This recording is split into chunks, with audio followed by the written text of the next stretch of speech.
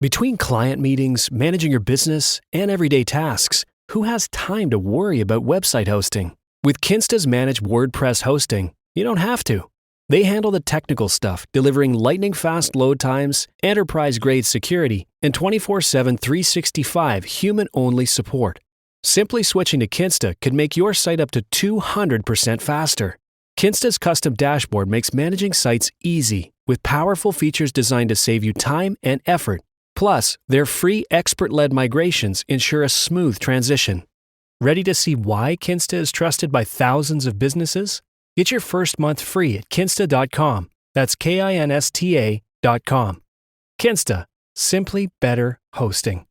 One of the hardest parts of getting older is feeling like something's off in your body, but not knowing exactly what. It's not just aging. It's often your hormones, too. When they fall out of balance, everything feels off. But here's the good news. This doesn't have to be the story of your next chapter. Hormone Harmony by Happy Mammoth is an herbal formula made with science-backed ingredients designed to fine-tune your hormones by balancing estrogen, testosterone, progesterone, and even stress hormones like cortisol. It helps with common issues such as hot flashes, poor sleep, low energy, bloating, and more. With over 40,000 reviews and a bottle sold every 24 seconds, the results speak for themselves. A survey found 86% of women lost weight, 77% saw an improved mood, and 100% felt like themselves again. Start your next chapter feeling balanced and in control. For a limited time, get 15% off your entire first order at happymammoth.com with code NEXTCHAPTER at checkout. Visit happymammoth.com today and get your old self back naturally. Coming up on episode 315 of Wheel Bearings, we got the Mazda CX-90 plug-in hybrid, the 2024 Polestar 2, the Ford F-150 Raptor R and Hyundai Palisade, driving the Lotus Eletre, Xpeng P7, and Zeekr 001. And Mercedes unveils the CLA concept in Munich, along with BMW's Neue Klasse and the VW ID GTI. All that and more coming up next.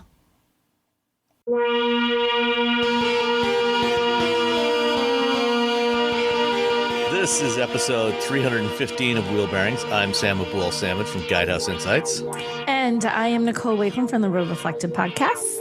And I am Roberto Baldwin from SAE International. And Mr. Baldwin, what have you been driving? Yeah. Oh, cars and stuff. So I went up to Colorado, to Denver, Colorado, up in the mountains, and drove the not brand new, refreshed, updated, anyway, 2024 Polestar 2. The Polestar is like a car. This is the most dynamic, most changed car I think out there, because they put it out and then like a few months later, like, hey, we made an update, now it goes faster, and they put it out there like, oh, hey, we did another update, now it has more range, and they're like, oh, hey, and a lot of it's a lot of them have been software, some of them have been where the power is hitting the wheels. I think originally they had an all-wheel drive and a rear-wheel drive, but then when it actually came to market, it was a all-wheel drive and a front-wheel drive. And now they have for 2024, all-wheel drive and a rear-wheel drive. And so I drove both of those vehicles, and I'm just here to tell you, just get the rear-wheel drive.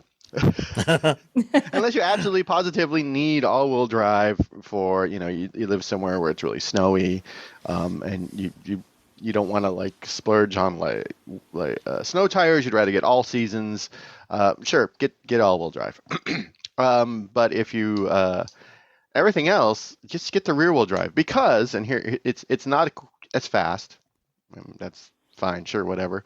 But you get 320 miles of range versus 276, and the charging rate is hold on, let me pull it up. It's quicker. The charging rate is 250 kilowatts at a DC fast charging station versus 155.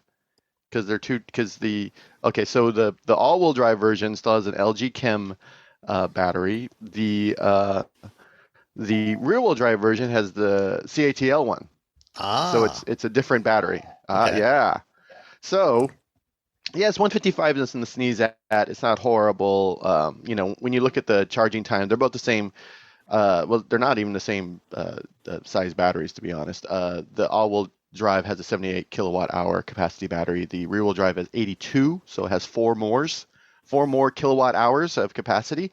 But charging time between is, according to Polestar, from 10 to 80% for the rear-wheel drive, 28 minutes. All-wheel drive, 34 minutes. So it's only really, 6 extra minutes in a perfect world, apples to apples sort of thing. If you happen to plug both of them in at the same time, and they're both charging at capacity, you'd only have a 6-minute differential. But over the life of the car and blah, blah, blah, those 6 minutes add up. Those 6 minutes add up. 6 minutes over time is lots of minutes. Yeah. Yeah, so a little bit of here, a little bit of there. 10 charges, you're talking a whole hour. Yeah. And all of them have 11 kilowatt hour charging on AC, so charging at home 11 kilowatts. That's the very technical reason why you should get it. The real reason is it's just more fun to drive. It's rear-wheel drive. You can turn off. You can turn off the traction control, and you can get the back end to sort of slide out a little bit. Yeah, you can drift a little. And you can kind of do that with the all-wheel drive version, but you're going to save like $6,000 between these two vehicles, and it's just a fun, about 6,500 between the two. But I don't know. I mean, the rear-wheel drive is a lot more fun. It's not as fast, but slow car fast. 0 to 60 for rear-wheel drive is 5.9 seconds. 0 to 60 for all-wheel drive is 4.3. So it's substantially faster. But how often are you doing? But 5.9 seconds is not. I mean, exactly. It is not slow. Yeah, it's not slow at all. That's the craziness. It's only because we've had all these modern EVs that are going 0 to 60 in 2.5 seconds that the bar has been shifted, but it's been shifted in a way that we don't actually need and probably don't want on public roads. It's weirdly like it's a shift that's an unreasonable shift. It's like, this is where we are now. Like you said, Sam, should we be there? Yeah. Do we? Yeah, that's the thing. Yeah. You don't need to be going that fast, to be honest. You should be happy with just be happy with what we have.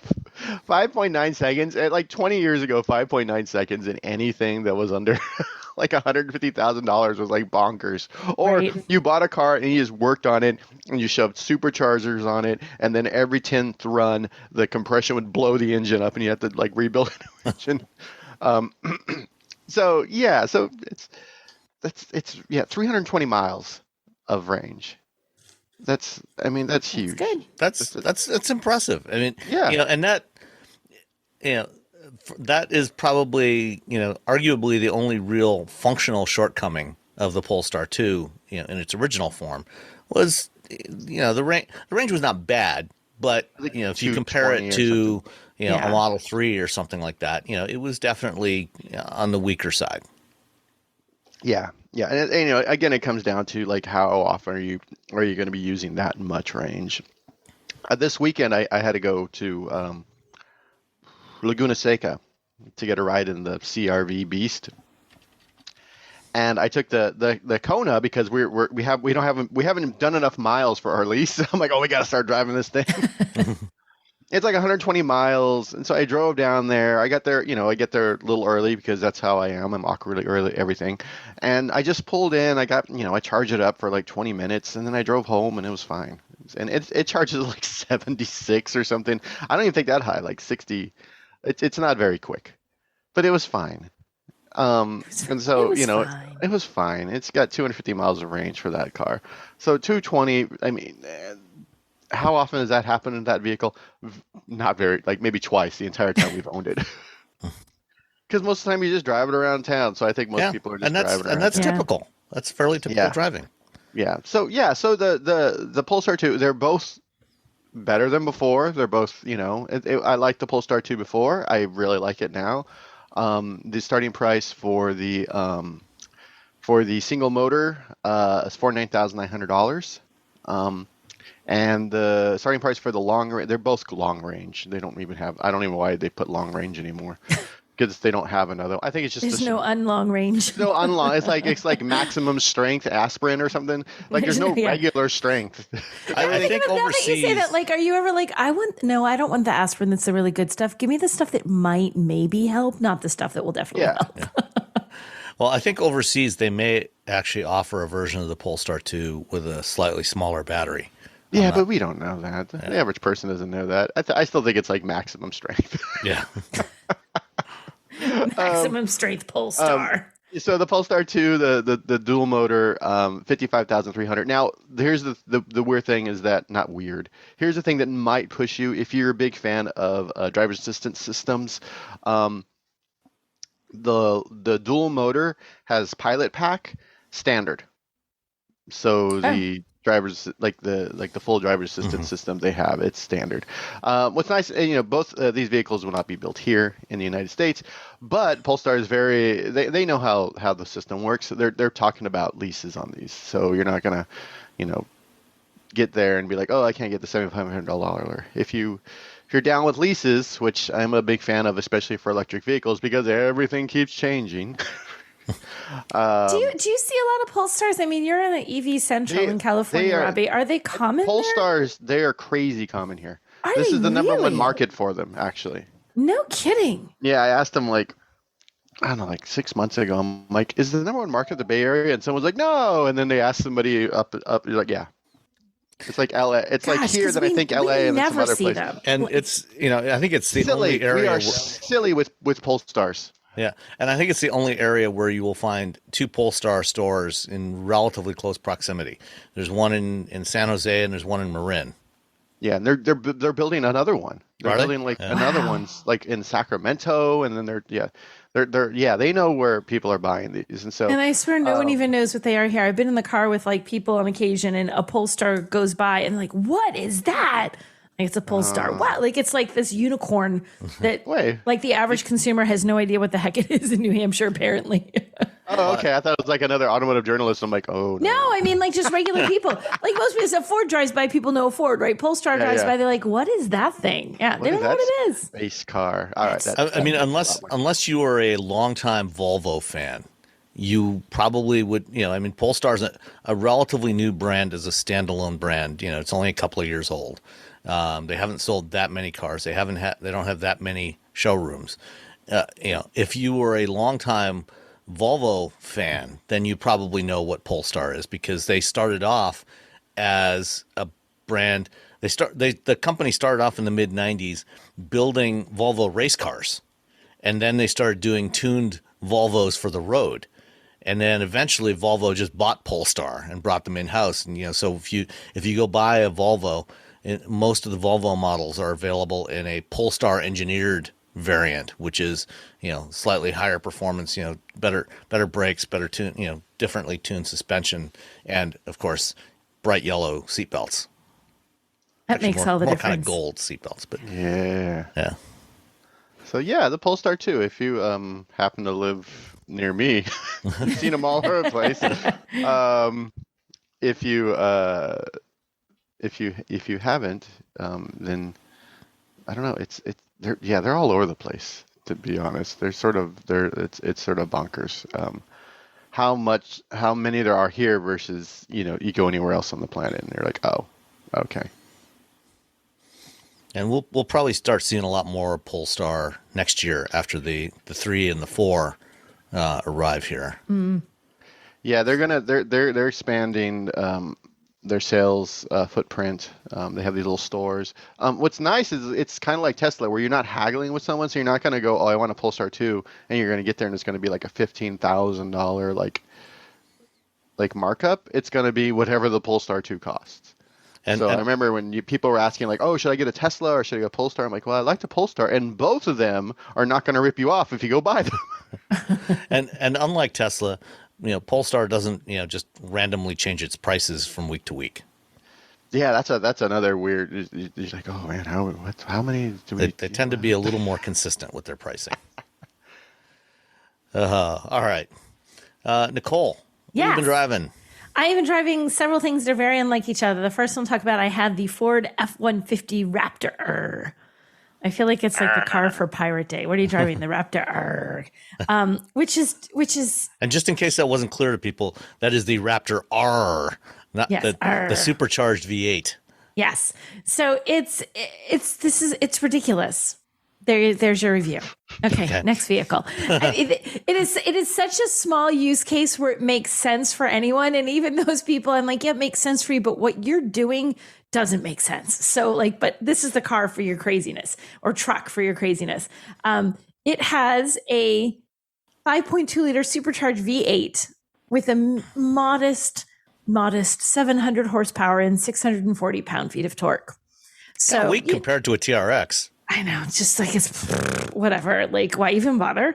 But it is ridiculously fun. And the thing is, like, you're buying this truck because you might buy it just because it looks freaking cool. I mean, it's amazing. It's impressive. It is like ridiculous sitting in my driveway. But like, there's a very narrow number of people who live somewhere where they can take full advantage of what this does. Like, do you live where there's a desert? No? Okay.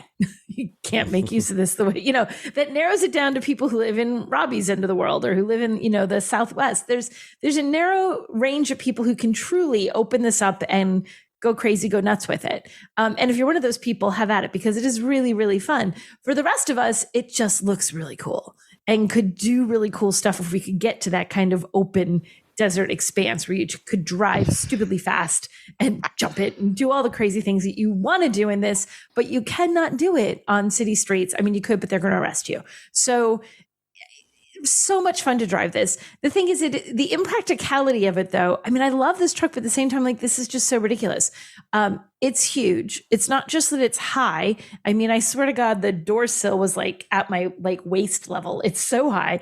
But it's big enough that really, if you were driving this on any kind of congested environment whatsoever, like you're just in heavy traffic on the highway, suddenly when you're stopped, everyone feels very, very, very close.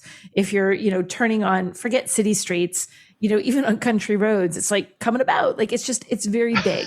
It is huge. And trying to park it I had to fly out. I didn't take it. I took my own car to the airport. I thought, there is no way on this earth that I am taking this into a parking garage in Boston and then through the crowded, congested streets of Boston, trying to get out at 5:00 when my flight was supposed to land. I was like, no, I'm not torturing myself like that, because it's just too big. So, I mean, it sounds like I'm bashing it, but it is great for the people who can use it the way. But if you live anywhere where you're going to be driving this every day and you're going to the city, this is a lot of truck. But it has all the capability you could possibly want. It is a desert racing truck. That is what this is for. Or because it looks cool. I remember a couple of years ago, my brother-in-law was looking for a truck. He's never owned a truck in his life. He's owned actually a big Charger fan and Mustang fan. So he's a muscle car guy. And he had texted me and said, what do you know about the Raptor? And I'm like, what, you're buying a Raptor, John? Why are you buying that? And he's, have you seen it? I'm like, yeah, but my question remains, why are you buying that? I'm like, the most you're going to do is take that to the dump. What? Why are you buying? He's like, but it's great. I'm like, have you looked at the price of that? He's like, no. I'm like, look at the price. He's like, I'm not getting a Raptor because now I don't have the price in front of me, but this is not cheap. It's like, it starts, I thought it was on the sheet and it's not. I apologize. I can see Sam Googling for me. So it is not it is in no way, shape or form an affordable vehicle. It is a premium racing off-road truck for people who do that kind of stuff. And if you're not that person, you're paying an awful lot for a truck that is expensive. Did you get the price yet, Sam? I can see you Googling. Working it. Okay, wait, let's see if I can get it. I too am Googling Ford F-150. I got the regular Raptor. The regular Raptor. Let's see. So the standard Raptor with just a relatively mild 450 horsepower EcoBoost V6 starts at $76,775. Okay. Let's see. I'm trying to get to the Raptor R. Why am I having such a hard? Ford, your site is very slow today. So I'm trying to pull it up. Wait, Ford. Here we go. Wait, I'm almost there. No, I can only get up to Raptor. I'm only seeing up to the $70,000 Raptor. If you click in. Oh, here we go. Then you can select the 5.2 liter, which is as we're scrolling down the same thing. Who can scroll faster? $109,345. $109,000. So that is firmly in luxury car territory. And although this isn't like luxury in terms of being this smooth, elegant, refined wood trims, leather this, leather that, it's luxury in that its capability is its luxury. The capability that it has is what makes it a $105,000 truck. There's a 12-inch touchscreen, you got Apple CarPlay and Android Auto.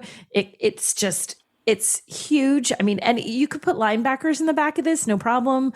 It's just It even has a cookie table. It even has a cookie table, which I love. Like, you know, you have a little table.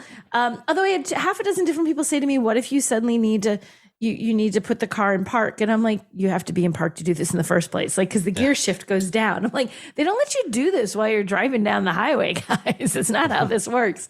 So what I still think is an amazing feature, I joke about it being a cookie table, but just to have a table in your vehicle, like if you just, you know, you're stopping and you just want to stop and grab something to eat, or especially if you are using this off-road, you're doing the off-road thing, you're kind of living in your car for a little while. You don't just tend to drive to the desert, drive 2 miles and drive back again. You go to Burning Man and you get stuck. Right? You might as well have something somewhere to eat. You're going to have a table. You know what, though? If you went to Burning Man with this thing, with the tires that come on it from the factory, you will be stuck because these are not mud-terrain tires. Stuck. They're not mud-terrain tires. These are all-terrains. They're not mud-terrain. We know a guy.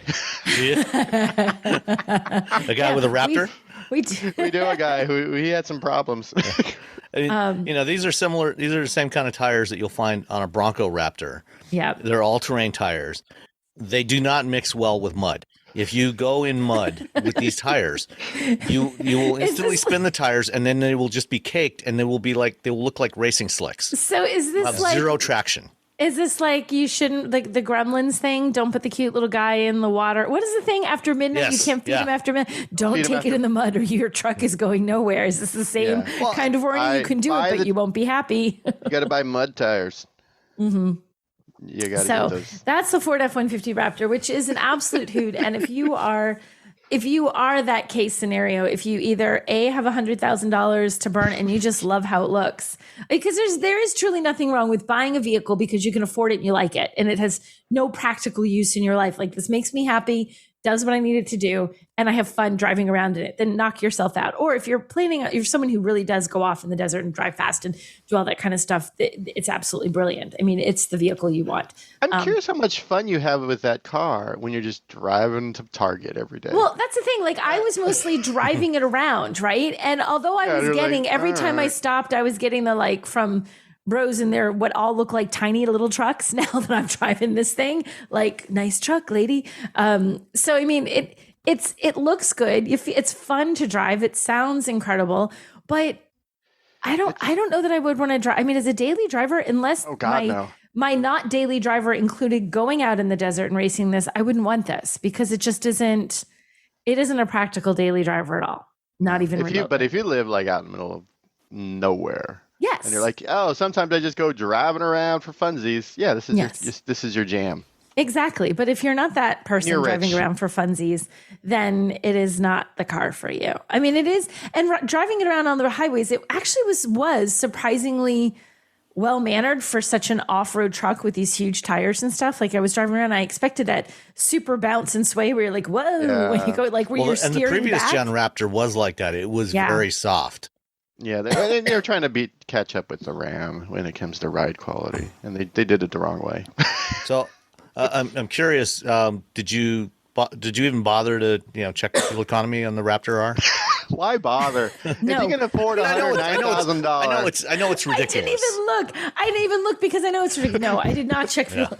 That was not on my list. I like you're just like leaned into the microphone. No. No. You're at like a congressional hearing. You're like, yes. No, Senator, I did not. For what it's worth, for anybody that happens to be interested, the EPA fuel economy rating for the Raptor R. Oh God. 10 miles per gallon city, 15 highway, and 12 combined. Oh my gosh. Which means you're never going to get that because that's like the perfect. No. You'll be lucky to hit 10. Yeah. I was thinking, I can't imagine that you would hit 10. I can't imagine. I mean, I guess you could if you drove it. You're driving really slow up your dirt road. The lightest foot on that gas pedal. Like, I should accelerate gingerly, like there's an egg beneath my foot. Like, really, really light. That's the only way you could get that 10, I think. Now, there is one other scenario where a vehicle like the Raptor would actually work really well, which is dealing with Michigan potholes. 'Cause you get those 37-inch tires. you got tons of sidewall. Yeah. And the sidewall on those tires is easily going to swallow up even the worst Michigan potholes. Yes. So desert racing by Robbie or Michigan for potholes. That's it. Those are the two people who should be buying this. Everybody else, move along. This is not. Well, I'm gonna give a shout out real quick to Jonathan Gitlin over at Ars Technica. Wrote something about really small sidewalls. He ended up with a Ioniq 5. It had small sidewalls, he had big wheels, and it got a flat tire. I've had 2 of these vehicles like in the last 6 months. Well, maybe 6. I don't know how long things happen, but I've had them where like small sidewalls, you hit something, boom, flat tire, boom, flat tire. Let's stop. We don't need the big wheels. Don't get the big wheels anymore. Get the smaller wheels, get the larger sidewall, because you're just going to be a happier person. Like the car's going to ride better, and you're less likely to get when you hit a pothole to just have it blow out. That is actually one of the reasons why when we bought our Civic, I actually opted for the EX model instead of the Sport, because the Sport was on 18-inch wheels with shallower sidewalls. The EX is on 17s and wanted a little more sidewall. And even with that extra sidewall, I've had to replace 2 tires because of damage, where you get a big bulge in the sidewall.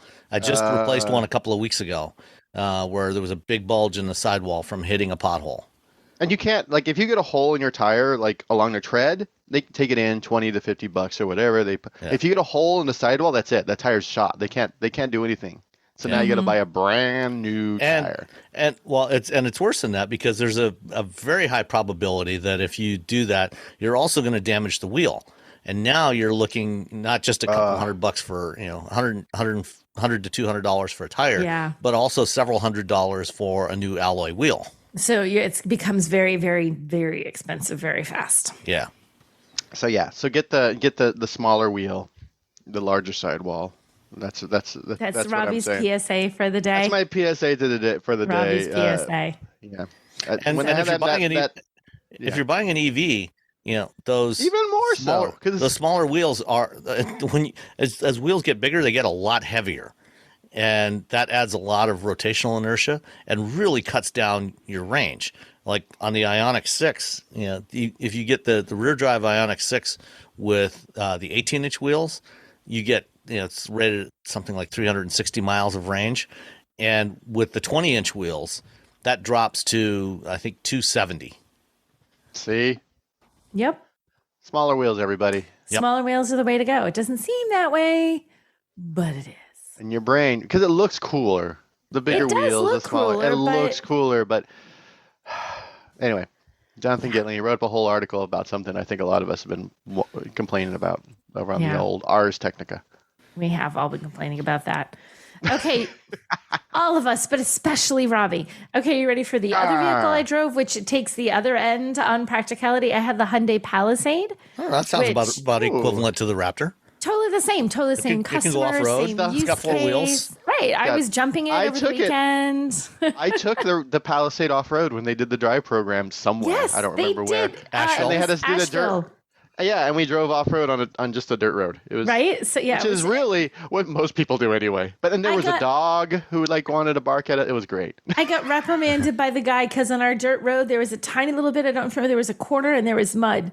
It was roughly this deep. You guys can't see it, but I'm holding my fingers maybe an inch apart. There was mud like this deep, and I went too fast through the mud because the guy the guy that was spotting us for wherever we had a spotter did the slow down thing, and I'm like, I'm not. It's like an inch. We're fine. And the next time the walk, he's like, okay, guys, I need you all to take it a little easier on this corner here. There's some mud here and we need to be safe. And I'm like, dude. They just didn't want to clean the car.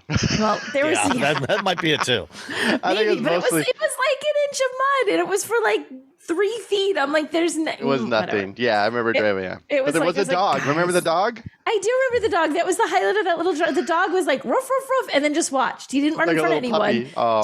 He was out front of his little house. There's a house or something. Yeah. It was like a house on a hill. Randomly, and it was like a house and a dog. Hi, puppy. Yeah, I do remember that. This time there was no, there were no puppies on my drive route, which is, I guess now in retrospect, kind of sad. But I had this, I was in Disney World, and this is the car that they gave me down in Florida to have for like a long weekend. We went to visit friends. And, I had to point out the first thing. So these friends are actually from Wales, and we don't get to see them very often, which is the only reason on God's green earth that you would get me into Florida in August, because they happen to be there. And I was like, well, if I want to see them, I go to Florida. It is a pretty miserable place in August. It is hot. I've been there in August. Right. But I was like, well, to see them, I will do this. But so we drove them around a little bit too. It was funny. The first thing they commented on when they got in the car was how huge the infotainment screen seemed. They're like, that is a big screen. So like stood out. That was like a standout thing for them, the large infotainment screen. So I feel like with their Welsh accent. With their Welsh accent. And the one guy, he speaks Welsh. Like they can. So when you go to Welsh, you can take Welsh. You have to take that as a language in school. Like we take French or Spanish or whatever. But you can even go to a school where they teach everything in Welsh. It's like an immersion school. Yeah. And he did that. So he can speak Welsh fluently. And even when he's speaking English, I'm sometimes like, wait, what, Owen? Huh? What? So he knows how to handle long strings of consonants? Oh my gosh. I would like point to the side when we were over there. And he'd say it, and I'm like, nothing that you just pronounced looks like what was on that sign, but if you say so. So anyway, so we were driving around with them in the Palisade, which was great. I mean, we had 5 of us in that car, and as a testament to that space in the third row, he has a very tall son. His son's easily over 6 feet. His son just climbed right in back and was totally fine. Was not squished. Did not feel like it was too tight. So he climbed right in back, no problem. And they figured out how to get in the back, no problem. It was the end of a day. It was kind of dark. Everyone's kind of tired. And they just pushed the button, boom, pulled the seat right forward. So it was good to see. That's a big deal. Because there's more than, like, I'll get into a car. This is my job. And I'm like, how do I get this stupid, like, what am I pushing? What am I doing wrong? You stand there, like you accidentally just fold the seat back down flat. Just clunk, you're like, oh, how do I know? And no, it moves. No, I put that. No, I have to put it back up, and then I have to move. No, wrong latch. Oh, no. Now I've flattened it out the right. Like you can do a million different things and not get it. They got it because it's just one button. I'm like, good job with the one button. Bing, and it tips forward and slides forward.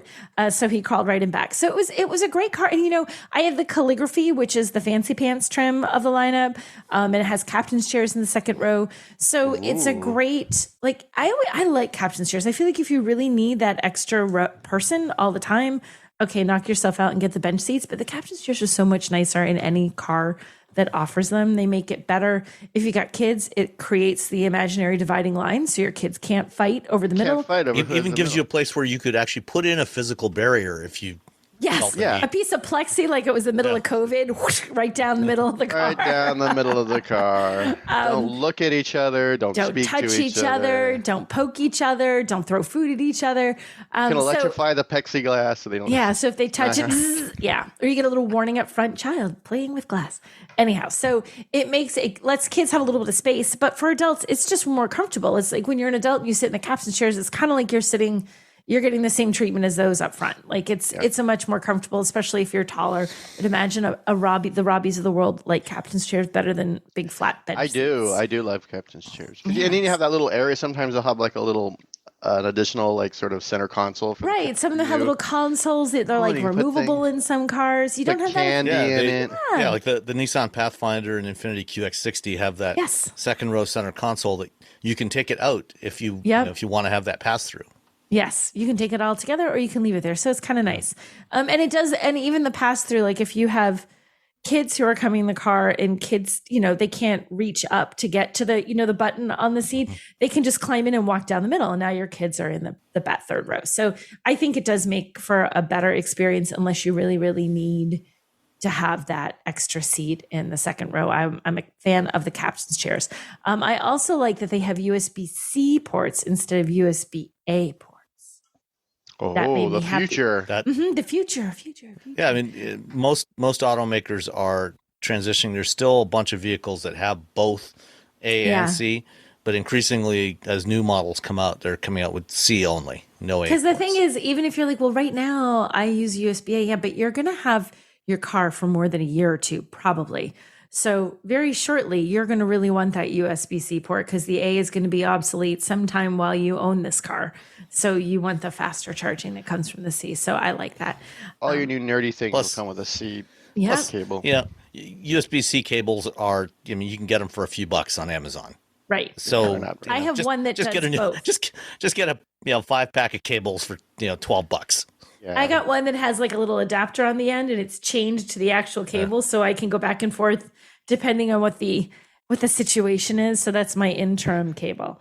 And the other thing on here, so pricing on the Palisade, base trim starts at about 36,000. Top trim is about 52,000. So you have a pretty good spread. Of course, you're getting a lot. What you get the same. It's nice in any trim level because it's a Hyundai and it's a Palisade. It's a nice family car. But the thing is, you're just getting things get a little bit. You get leather seats. You get a little bit more premium look and feel when you move up the lineup. So I feel like it's if you don't have the budget and you have to go for the base trim, you don't feel like you're totally suffering. You don't have that sense of like, oh my gosh, I really wish I had a few more dollars to spend on this car because this is awful. It doesn't. Hyundais generally don't feel like garbagey and cheap when you get to the base trims. They still feel decent. Yeah, you don't have the fancy leather seats and you have some things you sacrifice, but it's not a sacrifice where it makes you dread your car for the next 10 years. But if you have the money and you can afford the more expensive, the calligraphy, then you can do that as well. So I'm a big fan of the Palisade. Like I said, drove it, when we all drove it down in Asheville. I've had it for a loaner a couple of times, and every time I get it, I'm like, I still like it. It's not getting old. I still like this car. Excellent. Mm-hmm. Between client meetings, managing your business, and everyday tasks, who has time to worry about website hosting? With Kinsta's managed WordPress hosting, you don't have to. They handle the technical stuff, delivering lightning-fast load times, enterprise-grade security, and 24/7 365 human-only support. Simply switching to Kinsta could make your site up to 200% faster. Kinsta's custom dashboard makes managing sites easy, with powerful features designed to save you time and effort. Plus, their free expert-led migrations ensure a smooth transition. Ready to see why Kinsta is trusted by thousands of businesses? Get your first month free at kinsta.com. That's KINSTA.com. Kinsta, simply better hosting. Everyone's talking about AI these days, right? This season on Compiler, we're diving deep into how AI is reshaping the world we live in. Join us for a new season of Compiler, an original podcast from Red Hat. Subscribe now wherever you get your podcasts. Are you feeling overwhelmed by hormonal changes? If you're a woman, you're not alone. With over 1,000 hormone disruptors in our environment, it's no wonder things can feel out of balance. On top of that, natural changes like PMS, menopause, and other life stages can leave you feeling tired, irritable, and trapped in a constant battle with your body. But here's the good news. You don't have to suffer through it. Hormone Harmony by Happy Mammoth is here to help. This herbal formula fine-tunes your hormones, balancing estrogen, testosterone, and even stress hormones like cortisol, which can contribute to weight gain, racing thoughts, poor sleep, and more. With over 40,000 five-star reviews and a bottle selling every 24 seconds, the results speak for themselves. Ready to feel like yourself again? For a limited time, get 15% off your first order at happymammoth.com using code NEXTCHAPTER at checkout. Visit happymammoth.com today and get your old self back naturally. Did you know you can support Wheel Bearings directly? Head to patreon.com/wheelbearingsmedia and you can become a patron today. Your contributions will help fund the platforms and tools we use to bring the podcast to you. And exclusives and improvements are already on the way thanks to your generosity.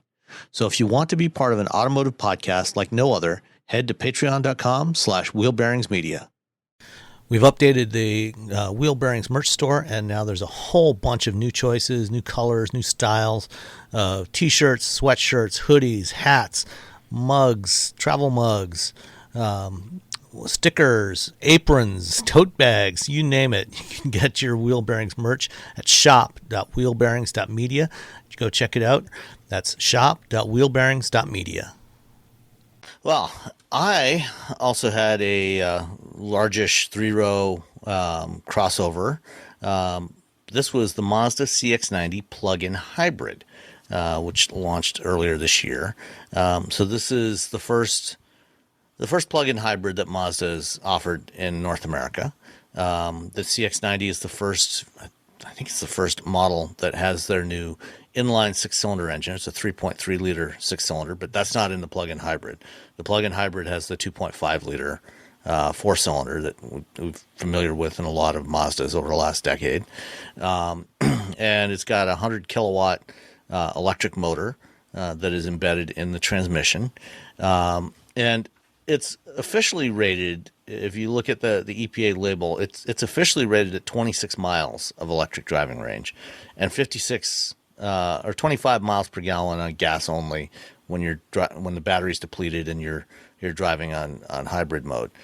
I took it out on my usual drive loop that I use for plug-in hybrids, and I actually got it to go 31 miles before the engine came on. Cool. So, if you're not flooring it constantly, you can get it to go quite a ways on electricity, and you can do most of your driving on electricity alone if you plug it in every night. The CX-90, following in the path of what Mazda's been doing for the past, I don't know how many years now, better part of the last decade, is a definite shift towards a more premium feel, slightly more premium pricing. But this one was had the Premium Plus package on it. And it was in rhodium white. I would have preferred one of the reds, either the Soul Crystal red or I forget the new darker red that they launched. Oh, I forget what the new name is. Yeah, it's more burgundy-ish. Yeah, exactly. Yeah, it's pretty.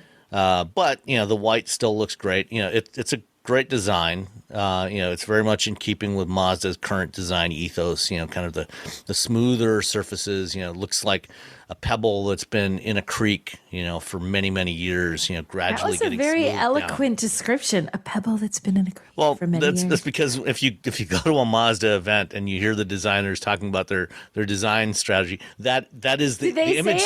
They'll show that kind of image. They'll show a creek. I was going to give you credit for that, Sam. You should have just said, that's. I'm like a writer in stuffs. Yeah. But it's moving away from sharp edges, but they're still contouring to the surface, and you don't really see it as much in the white. In the reds, the darker colors, you see more of that contouring in the surface. But it's a very elegant looking vehicle. Compared to the CX-9 that it replaced, it's actually almost the same size. It's like within an inch or two in all dimensions. But the proportions have changed quite a bit because the CX-9 had a transverse mounted engine in the front, for front wheel drive or all wheel drive. This has a longitudinally mounted engine. The hood is longer, like we've seen with the current generation Mazda 3 and other models. They've gone to a little bit longer hood, moving the windshield back a little bit. The interior, even though it's the same basic size as before, as the CX-9, it actually does feel slightly roomier, but not a whole lot. It's pretty close, but it does feel more premium. And if you put it up against other premium 3-row crossovers, like say the Volvo XC90. Which I wonder if that Mazda was thinking about that when they named this thing. Went from XC to CX. Because that's kind of the natural competitor here. Maybe a little bit of BMW X5, or Audi Q7. It does have a very premium feel. It feels like it's in the same kind of class and segment with those vehicles. It's got really good driving dynamics, as you would expect of a Mazda, but it's also despite the fact that compared to Mazda's mainstream roots, it is a little more premium priced than it would have been, say, 10 or 15 years ago, but it's still a great value compared to those European premium models. This one that I had, which was pretty much loaded, this Premium Plus pack, the black Napa leather interior was altogether $58,920, which is about where the Volvo or the Audi or a BMW start. That's the starting point for those vehicles, and this is pretty much loaded up. I think I priced it out once before, earlier on. If you get like all the available options, I think with the 3.3 liter turbo 6-cylinder, you can get it to just over $60,000, which puts us very competitively priced for a premium 3-row crossover. As I said, it's lovely to look at. Very pleasant place to spend time in the cabin. This one didn't have the drop stitched stuff on the dashboard, which is available as an option. Which is kind of an even fancier kind of look to it. This one was just leather and wood, but I really like spending time in this car. Despite the fact that I generally am more averse to larger vehicles. And I wouldn't personally buy a 3-row crossover for myself because I have no need for one. I don't need to carry people around. I would go with something smaller. And that's what I do. But if I had a need for something like this, this is definitely a little more expensive than the Palisade. It's arguably in the same size class, although you can get a CX-90 at that sub $50,000 in the high 40s, so you can get it priced in the same range as something like the Palisade Calligraphy. It's the design, compared to the Palisade, is a little more restrained. It's a little more subtle. And if that's what you're looking for in a premium luxury vehicle, if you don't want, the Palisade's a little flashier looking, a little more chromy than. I think that the Mazda is sort of like almost more refined in its styling than the Palisade. They're both very lovely and can be very premium. But if you want something a little more refined that feels like a more expensive luxury car, kind of, Mazda delivers that. It's all a matter of personal taste, preference. whichever one you like. I mean, I think you'll be happy in either one of these vehicles. They're both excellent vehicles. I would, if I was buying a largest 3-row crossover, I would probably lean towards the Mazda because I do like that more refined, more subtle look. But if you prefer the other extreme, then the Hyundai is a great choice as well. And the Hyundai is arguably maybe a little bit roomier inside, especially in the third row. So if you need to use the third row regularly, you'd probably want to lean towards the Hyundai or maybe the Kia Telluride. But for what this is, I think it's it's a good value compared relative to what it seems to be trying to compete with. And like I said, if you opt for the plug-in hybrid, you can do a lot of your daily driving, probably most of your daily driving, just on electricity if you plug it in and charge it every night. If you charge it up every night, you'll be good to go for the bulk of your driving because 80% of people drive less than 40 miles a day. So you'll be able to get most of your stuff done without using any gas. And then when it does switch over to gas, it still gets pretty decent mileage for a vehicle this size. So that is the 2024 Mazda CX-90 plug-in hybrid Premium Plus package. These names are too long. That's a lot in that name. Yeah. Which car do you got? I don't know, Hyundai, something, Mazda, something or other. Something with letters and numbers. Yeah, lots of them. Too many of them. All right. I got a blue car. So I dropped off the Mazda at the airport last weekend when I was flying out, getting on my first international flight in quite a few years, heading off to Munich for the IAA Mobility show, which is the successor to the former Frankfurt Motor Show. Nice. The Frankfurt show is dead. Every other year on odd years, they have IAA in Munich now. And then on even years, they have the Paris Motor Show in Paris, obviously. And no. Well, there's a Geneva show that's in Qatar this year. Exactly. Yes. Okay, there we go. No one is going to. Everyone's like, no, I'm not going to Qatar.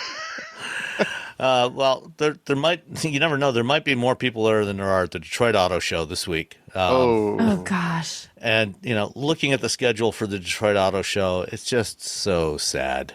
It was was so big. Once upon a time, it was huge. 2019. Yeah, it was a big deal. It was a BFD. It was a big deal, people. And now it's like, what? Is anyone going? Yeah, I mean, IAA was actually a pretty good-sized show. A lot of companies there. Interestingly, I'm going to pause here for a second. I'm looking at Robbie's picture. Is it snowing in your office? What is that? What is? No, it's just dusty. I have the window open all the time in my house. Okay. So the sun shines right through. All of a sudden, you're right. Like right behind my computer is my window, so the sun shines right. Anybody through. watch Stranger Things? It's like he's in the upside down in So Stranger I'm moving, Things. and so but I have the window open all the time because the catio is right there outside my office, so the cats can get in and out.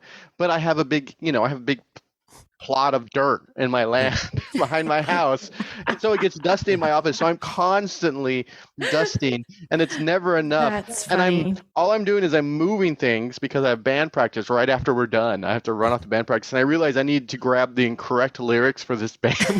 So I turned around and I grabbed something off my shelf, and the thing has been on the shelf for about a week. But in that week, it's created dust, and it created a snowy effect in my office. So, Okay. Anyway, as I was saying, there was a lot of automakers at IAA. Big show, much bigger show than what we're going to see in Detroit this week. There was a bunch of product reveals, several concepts, and even the concepts that we saw are very strong previews of upcoming new products. They had some ride and drive programs available. They have a whole public part of the show out in the Odeonsplatz in Munich, and kind of in the city center, which they've been trying to do that with the Detroit show, and I don't know how effective it's really been to get people more involved. Interestingly, every vehicle I saw at the show was electrified. It was either pure battery electric or it was a plug-in hybrid. I didn't see any pure gas vehicles on display anywhere. Wow. Certainly nothing that was announced. This is, especially in Europe, this is the way everything's going. So from that perspective, it is a little different from what we're going to see in Detroit this week. But the other thing that was interesting about the show was there was a lot of Chinese brands. I think there were 7 Chinese brands being displayed there. And even among some of the brands that were not traditional Chinese brands, some of them were built in China, like one that I got a chance to drive for the first time, the Lotus Eletre. Lotus's first, not their first electric vehicle, because that's the Emeya supercar, but it's their first sort of semi-mainstream EV. It's a crossover. It's their first crossover, the first non-sports car. Right. This is built. Lotus is owned by Geely now, the Geely Group, which also owns Volvo and Polestar and Zeekr and a whole bunch of other Chinese brands, and also I think about 15% of Mercedes-Benz now. So Geely Group is. I posted something on LinkedIn while I was in Germany. I pulled up a photo from when I first saw a Geely vehicle at the Detroit Auto Show in 2008, and it was this coupe that looks kind of like an old Hyundai Tiburon, but 2008. That's a while ago. It was, at that time, there was Geely, and I think BYD was there, and one other Chinese company. I think GAC might have been there. It was one other Chinese company that was at the Detroit show, and none of these looked particularly impressive. Nobody was really taking them too seriously. Yeah. Nowadays, you got to take the Chinese really seriously. Yeah, you do. Yep. Yeah, it's the biggest auto market in the world now, and looking at what they are building, this Lotus Eletre, it's electric. The one I drove was the Eletre S, which is the mid-level trim. It's a little over 600 horsepower. It was the one that was in the showroom, the Lotus showroom in Munich, was priced at 153,000 euros. So this is not an inexpensive car. Yeah. But it is very fast, and it's not even the fastest version. There's also the Eletre R, which will have over 900 horsepower, and goes 0 to 60 in like 2.9 seconds. I had about a half hour in the Eletre S. No, so you had a good amount of time though. Yeah. It wasn't just like a quick loop. Yeah. No, it was, we drove it from the city center out, did a little bit of Autobahn, and then went to the back to the show hall, which is kind of on the outer part of Munich, and it was a really nice. I mean, it feels very premium, very expensive. It feels like if you're going to buy a $150,000 electric SUV, this is what you expect it to feel. So if it was on sale in the U.S. right now, not necessarily that's a premium one, but like, would you buy it? Like, would you consider it realistically? I mean, if I had the budget for a $150,000 vehicle, like someone's giving you $200,000 for like that's your new car budget, and you're like, oh, let me see, I can get one of these and then be a Accord, I guess. Well, actually, I would probably not choose the Eletre. I would choose the Emeya, which was actually unveiled in New York this week, on Thursday of this week. So a couple of days after I drove the Eletre in Munich, they unveiled the Emeya, which is a 4-door GT. So it's a sedan, and that is probably the one I would take. It's got very same kind of design language as the Eletre, but it's it's a little bit lower. I don't need to be sitting up high. I love the look of the Emeya, or I might go for the Emira. all these names, get a little all bit these crazy names. A little bit of onomatopoeia with these names. They in the Lotus showroom in Munich, there was an Emira sitting there as well, which is their last ever internal combustion vehicle. So it's a sports car that replaced the Evora, launched late last year, and everything else coming out from Lotus going forward is going to be electric. The Emira has a 400 horsepower supercharged V6 based on a Toyota 3.5 liter V6. And it's fabulous. But even if I was in the market for a luxury high performance SUV, I would absolutely consider the Eletre. And one of the interesting things about it, it's funny, when I sat down for a conversation with Regis Robert, who is the head of ADAS and automated driving for Lotus. And you would not think of, when you think of Lotus's heritage of sports cars, it's not the brand that you would associate with automated driving, with autonomous vehicles. And yet that's exactly what they're developing. But it's funny, I actually started my engineering career, working on, some of the first driver assist systems for Lotus. I worked on ABS for the Lotus M100 Elan back in 1990, 91. Wow. And also the X180R Esprit race car. And that was kind of like all they had in terms of driver assist on those vehicles. It was just basic ABS, nothing else. But now, these vehicles are equipped with 4 LiDAR sensors. Let's see, I think there's like 34 sensors altogether, a bunch of ultrasonics. There's 6 radar sensors, 11 cameras, and they're starting off on the Eletre with the functionality it has is a hands-on lane centering system, so kind of like the original Nissan ProPilot, but they're going to be doing a lot more as they start to incorporate functionality of all these other sensors. And these cars will be getting over-the-air software updates over the next several years to add new functionality. Very cool. Yeah. And then I also got to drive the Xpeng or Xpeng P7. The proper pronunciation is Xpeng. I was wondering. I literally was looking into the notes. I'm like, I have no idea how to say that. Xpeng, is that really how you say that? Xiao. X is Xiao. So Xiao, and then it's not Peng, it's Peng? Yes. Because it's Xpeng for anyone wondering. So it looks, to someone reading it in English, it looks like Xpeng. Yeah. Xpeng. But it's Xpeng. And the P7 is their sedan. It's about the same size as a Tesla Model S.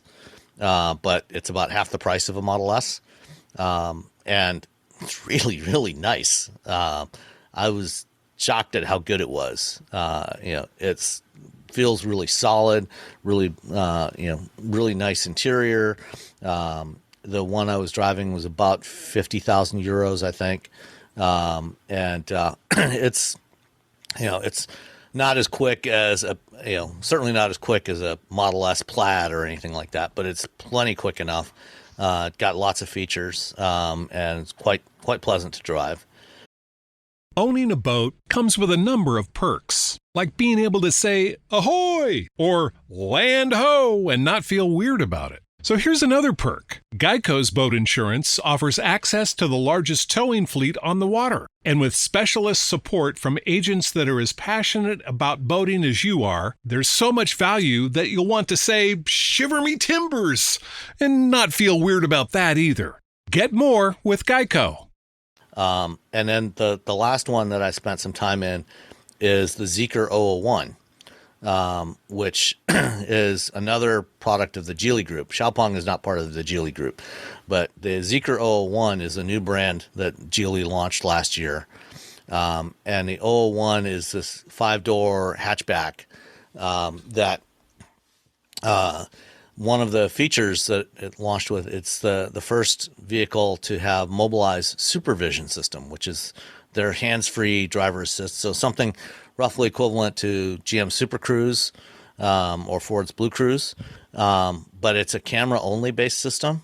And what they did when Mobileye was developing this is they took the camera subsystem from their Level 4 automated driving, from their robotaxi system, and broke that out and used just the camera subsystem.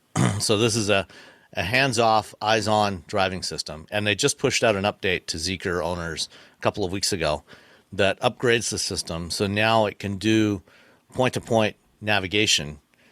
So when you pull out on the road, you put in your destination in the nav, and it will traverse all those. You can go hands-off. You just have to watch the road like you do with the other systems. And it will take highway interchanges, make turns, go through roundabouts.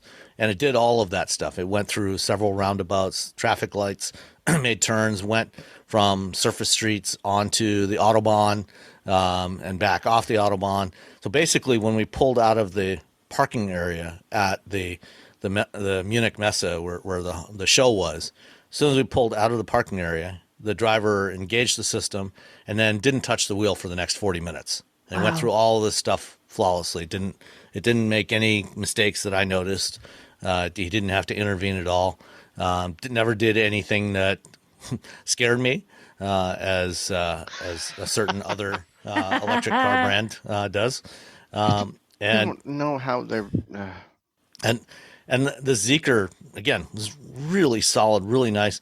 This is on the same platform that the new Polestar 4 is going to be on. So it's Geely's SEA platform, which I forget what it stands for, something electric architecture. That car, the Polestar 4 goes into production later this fall, and it'll be coming here to North America early next year. So they've just launched Zeekr in Europe. Right now, they haven't given any indication that they plan to bring the Zeekr brand to the U.S., but we'll be getting something very similar to this, at least in terms of its hardware, from Polestar early next year. And so those were really solid vehicles. I really liked them. And then there was some other stuff that was shown. You guys saw the VW ID GTI? Don't even get me started until they tell me it's here. Robbie's like, no, I will not participate in this conversation. I want the no. You bring the car here. You bring the car. Darn it. Well, somebody that participated, somebody I talked to was in a roundtable with Pablo Deci, who is the head of Volkswagen Group of America. And they told Robbie to stuff it? No. Pablo Deci was indicating very strongly that this car will be coming to North America. And he's pretty forthcoming. Yeah. I mean, this car looks so cool. It's so cute. It's a little bit smaller than the current Golf, but bigger than Golfs of the past. It's bigger than a current European market Polo, but smaller than a Golf. And they've got to bring this here. All we wanted was an e-Golf with more range. That's all we wanted. Yeah. That was all we needed. That's it. That's all that we wanted. Well, we might just be getting that with this ID GTI. It looks cute. I love how it looks. Looks fantastic. Yeah, it is fun looking, and I think it should be a lot of fun to drive. And then there was the Mercedes Vision CLA, which is their next generation smaller sedan, going electric, and I think this is on their new EV architecture, which is supposed to be a lot more efficient than their current one. It's an 800-volt architecture, so it'll charge. It says it'll charge up to 248 miles in 15 minutes, 750 kilometers, 466 miles of range on the WLTP, which should put it somewhere in between 350 and 370 at least on the EPA ratings. And what do you think of this one? I like it. Those are some wheels. The wheels on that are crazy. I'm trying to get a closer picture of those wheels. Those are funky, man. I just, they had the A class here, and no one bought it. And I love the A class so much. So I don't know are we going to get it? I mean, if you were Mercedes, would you bring another small sedan over after the last one? You're like, we're bringing you the A class, and then no one bought it, and they're like, well, all right, fine. Did they say for sure this is coming here or would come here potentially? I know it's just a concept. I don't know if they did. I believe it is coming here. It looks really cool. Should hope so. They've continued their let's put more lights on the inside because we haven't put enough lights on the inside of the cars we've introduced recently. Like, look at those interior pictures. Wow, there's like a million things that light up in those. Everything lights up. I'm surprised you don't sit down. It's not like your feet don't touch the floor and it lights up boom, boom, boom, boom, wherever you tap your feet. It's very much like the interior of the EQXX. Yeah. Just a little bit more refined. Well, keep in mind, I mean, most of that stuff isn't going to show up. Yeah, I mean, this is a concept. It is a concept, yes. But it gives you an indication of the design direction they're going with this. And I do hope that they keep the front lights on this. Yeah, I like those. The daytime running lamps are actually a 3-pointed star, Mercedes star. Yeah, they're really cool. I bet they won't keep that. I don't know. I think you think they'll be allowed to? You think it breaks? Like, I feel like lighting is one of those things we're really but it's daytime. About. If they're running lights, it can be any shape they want. Yeah, the only requirement is that they have to be white. They can't be any other color. For front lights, they have to be white. Except I also want them to keep the crazy wheels that have the little Mercedes star in it. Yeah. People are going to be so angry you pay that $500 for their light up Mercedes badge on their vehicles. They're going to be like, oh, these people get it for free. Lights. Yeah, wah wah.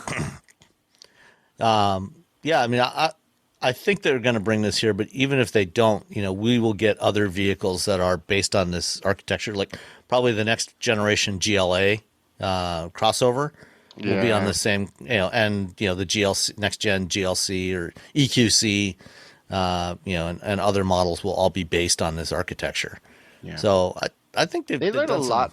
They learned a lot from that EQXX. Like, every time I talk to them about it, they're like, we learned this, and like we were able to do this without the modules because we found out that the batteries lasted longer than we anticipated, and just on and on and on with all this stuff. So that EQXX was like really just sort of a testing bed for good learning experience. Right. I mean, and this is kind of the next stage. They've taken the ideas from the EQXX and refined it, to something that's more producible.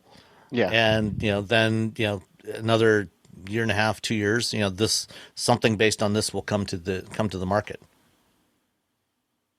And this is like everything else they've been doing, or like what other manufacturers are doing. They're going to the coast to coast screen in here, that stretches across the ginormous entire screens. dashboard. Yeah. fine, whatever. I don't care. It's fine. The coast-to-coast screens, I'm just like, I just don't. Do you think it's going to be a fad? Do you think they're going to ease up on those? Like right now it's the thing, and all of a sudden it's going to be like, wait a minute, we don't need to do this. We got to ease up on this. I don't know what I still haven't figured out the like real like long-term value for that passenger screen, because everyone has their phone. And I did watch a movie once in the car, like in a Mercedes, because you could like watch a movie. I was as a passenger for a little bit. I watched it for a little bit, and I was like, I guess there's this, but everyone has their phone, everyone has their iPad, and so it's sort of. Hold on, let me put on some other headphones so I can listen. I think it just makes you not feel left out. Maybe it's supposed to make you feel like you're part of the experiencing the car just as much as the driver. It's the driving experience, Robbie. I guess if they have more video games, you have some control. Things they can let you do things on the passenger side screen that they don't want to do on the center screen, because if it's on the passenger side, they know the driver's not going to be reaching over there to do it. So they can let you do things that you wouldn't do on the center screen because you don't want the driver like tapping on a keyboard or something. Yeah. Sure. Robbie's like, I don't know. I don't approve. I mean, the cost. We're fine. If they're going to be replacing buttons and knobs, then no, I don't like them at all. If they're in addition to like the return of buttons and knobs for certain features, then sure, fine. If I'm sure there's people who love them. I cannot. You're not those those people. Car when I have them, I'm like, hey, look at this, and I try to talk it up, and no one cares. That's my problem. It's like I can't get other people excited, so I'm just like, oh, okay, fine. All right. The other big reveal at Munich was the BMW Vision Neue Klasse. So Neue Klasse, German for new class. They last used this term back in the late 60s. They had the Neue Klasse, which became the BMW 1600 in 2002, that generation of vehicles, and then the subsequent 3 Series and the other newer models from BMW. And now they brought that back again. It's their next pivot for BMW. So this is this is the car that is probably going to be the next generation 3 Series. It's a brand new all electric only platform. It's not a flexible platform like the ones they're using today for the i5 and the i7 and some other vehicles. And this is basically the same design that we saw at CES in January for the Vision D concept. That was the one that was covered with colored e-ink surfaces. Right. The e-ink is gone, but the basic shape of this is the same. Well, they have an e-ink strip along the window. Yeah. So it's not completely gone. It's just 99.999%. Yeah, all the exterior e-ink is gone. Actually, I don't know I don't think that interior one is even e-ink. Is it? I'm trying to get a closer look at it. I think it's actually projected. Oh, so it's what's inside the dash? It's more like a heads-up display. It's a new. Yeah. I'm talking about the side windows. Oh, sorry. Yes, e-ink strip there. Yeah, you're right. That does have e-ink. So, what do you think of this design? I saw it in Germany like months and months ago. It looks way cooler in person than it maybe. I think people online are like, but this is the last vision that we're going to see from BMW before they show a production vehicle. So this is pretty close to what we're going to see. I mean, obviously some of the lighting stuff's going to change. You got to make it so it's legal to drive around. Pesky law.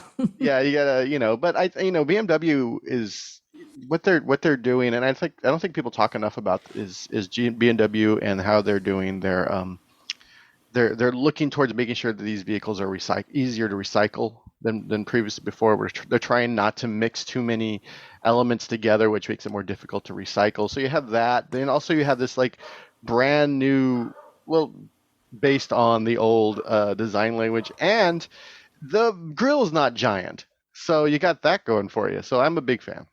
Yeah, I like that the grille is not that in your face, out of control just, hello, we're a grill car that they had going on for a little while. I kind of like the style on this. It looks kind of cool. I'm really curious to see how close what they actually produce. Like you said, this is not exactly what we're going to get. So it's going to change up. I'd like to see this design stay pretty intact. It looks pretty neat. Yeah. Yeah, no, and it looks really good in person. So I saw it on the show floor in Munich. It looks great. I think it's a nice tidy size. I would love to, have a 3 Series that looks a lot like this. And I think, especially the front and rear lighting, I think it's actually going to be extremely close to this. Because they can do a lot of interesting stuff with modern lighting technologies that allow them to do stuff like this that doesn't look like a traditional headlamp, but with the projection systems they've got with LEDs, they can create idealized patterns on the ground for lighting up the environment. So I think this is going to be very close to what we see, and they've also gone with a much simpler interior design too. It gets rid of the traditional iDrive center controller. You've got a touchscreen, but there's also new voice control systems, and you've got this full width heads-up display across the base of the windshield. So even though there isn't a traditional cluster in front of the driver, you actually have the display directly in front of the driver. Plus, there's information on the other side for the passenger. It's not high enough to be used as for watching videos or anything for the passenger. They'll have to revert to using their mobile devices for that. But you can display a lot of information across there, and it's close to the driver's line of sight, but not and you can see it in all kinds of lighting conditions. So there's that, and I think this is going to be very interesting. And there's a lot of other new technologies in this thing, like the new battery system, new motors that are supposed to make the Neue Klasse a lot more efficient.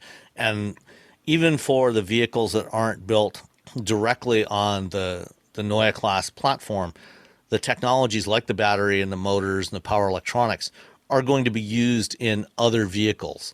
So BMW right now is building a new battery plant adjacent to their factory in Spartanburg, South Carolina, and the batteries and the motors and everything are going to be used also in some of their flexible platform EVs, like the next gen X5 and other stuff that's built in Spartanburg.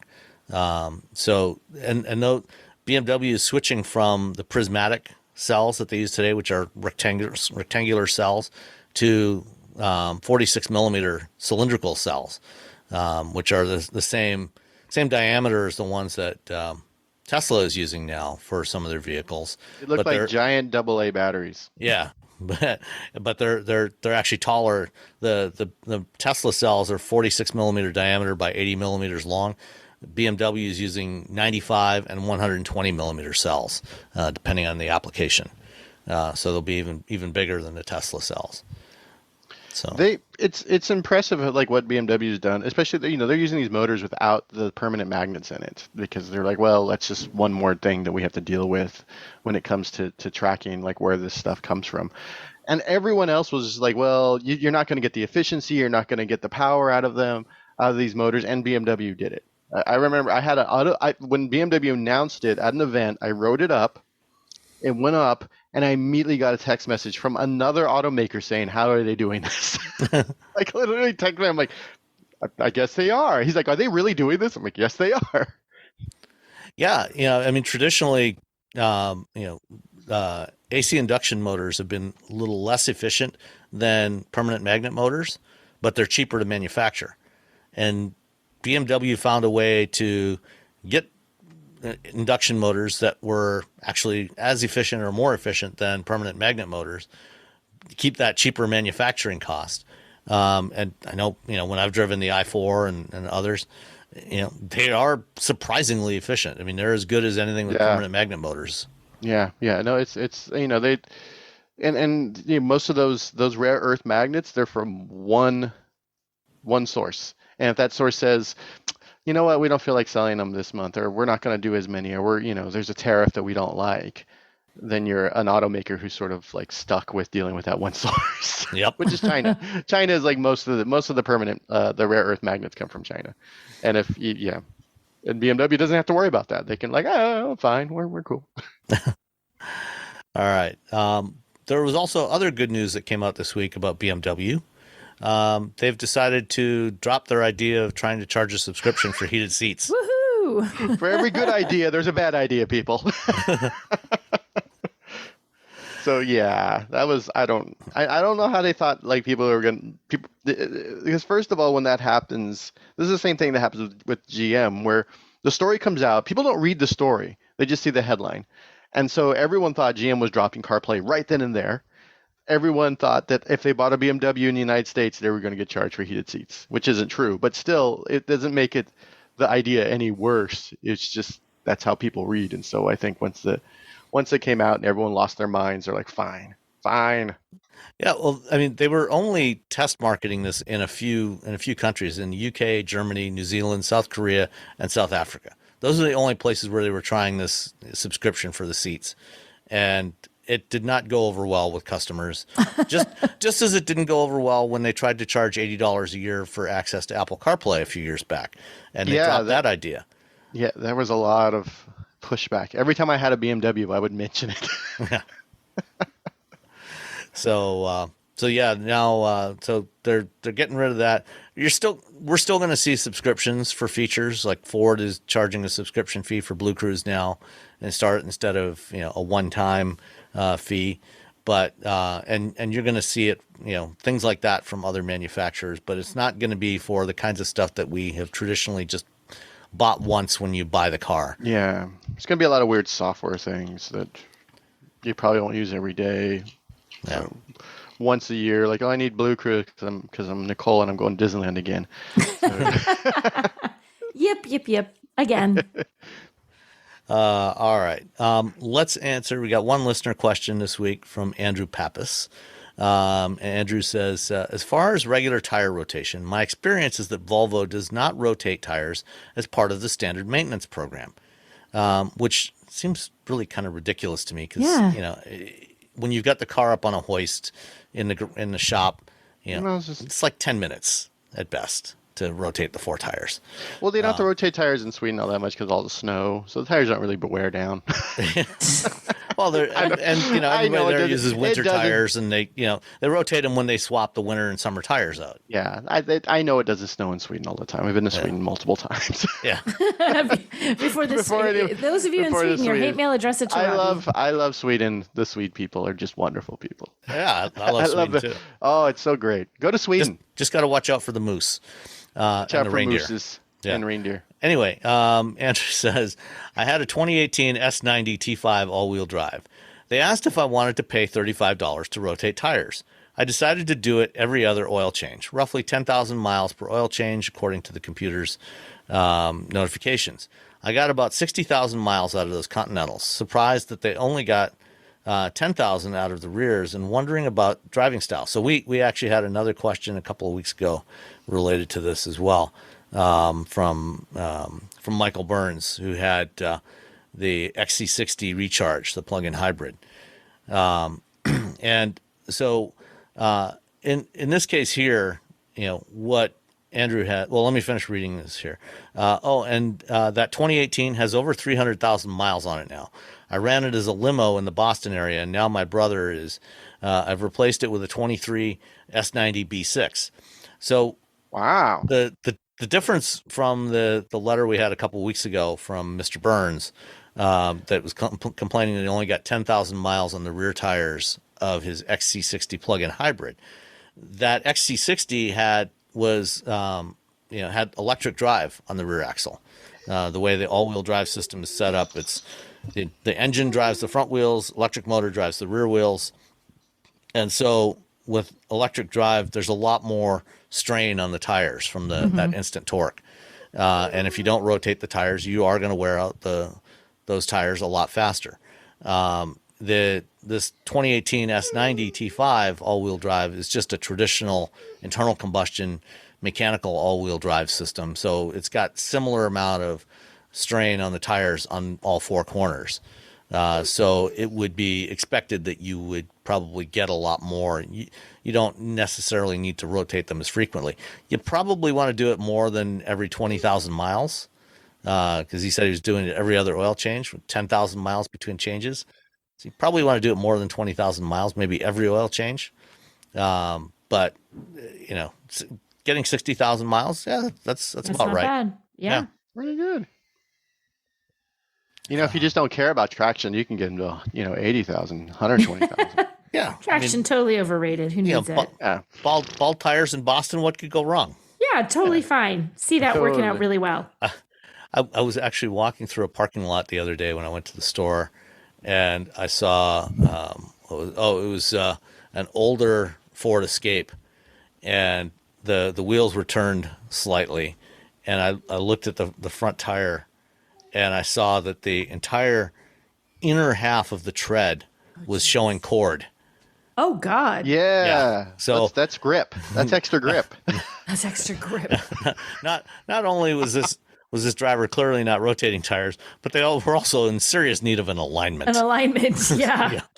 I didn't bother to look at the other four tires, but I'm guessing they were not in very good shape. You're too terrified. You're like, that person's going to be on the road with me. Let's go. Everyone in the car. Go. You need to get out of the parking lot first. Yeah. Got to get away from this person. So that's it for this week.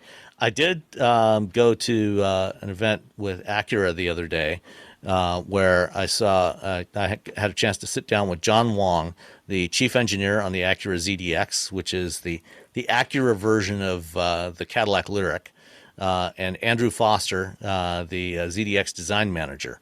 And I will put those on here at the end after we say goodbye. And if you are a patron, we want to thank all of you who are supporting us on Patreon. You guys already had these interviews in your private feed, as well as another one that I did with Stefan Hartung, who's the CEO of Bosch. And that interview and some others that I did in Germany will be coming to patrons over the next week or so, and then coming into the main show sometime after that. Cool. So that is one of the advantages of being a patron, is you get a lot of these interviews and stuff early. Get stuff early. Sneak peeks. Yep. Sneaky peeks. All right. Anything else from you guys? Nothing for me. All right. Well, we'll talk to you all next week. Bye. Bye, guys. Bye. Hey, everyone. This week, Acura brought the new ZDX electric crossover to Detroit for us to take a look at. And I had a chance to sit down with Chief Engineer John Wong and Design Manager Andrew Foster. First up, here is my conversation with John Wong. Let's start off with the ZDX first electric vehicle from the Acura brand, fully electric. You've done some hybrids before. And you partnered with General Motors to use their Ultium architecture. What have you been able to do with the ZDX to make it distinct from the Cadillac Lyriq, which is the obvious one? Excuse me, when you look at the specs, clearly shares a lot underneath. But what is unique on the ZDX to separate it from the GM products? I mean, obviously the design is completely different. Yeah. So we were given freedom to do that. And also the dynamics you'll see when you get to drive the car is very different. So we kind of collaborated with General Motors, and we brought up, MDXs and RDXs, and we kind of benchmarked them together and kind of explained what makes Acura feel like an Acura. And kind of then we agreed on what things we could change or tune, so that way it drove like Acura, so that it's not a foreign kind of experience when the driver goes from a RDX to a ZDX, for example. So we've used that development time in the last few years to really work on that. So we've had chassis or tuning experts from Japan and Ohio come up and spend time here to work with General Motors engineers to tune it at their proving ground.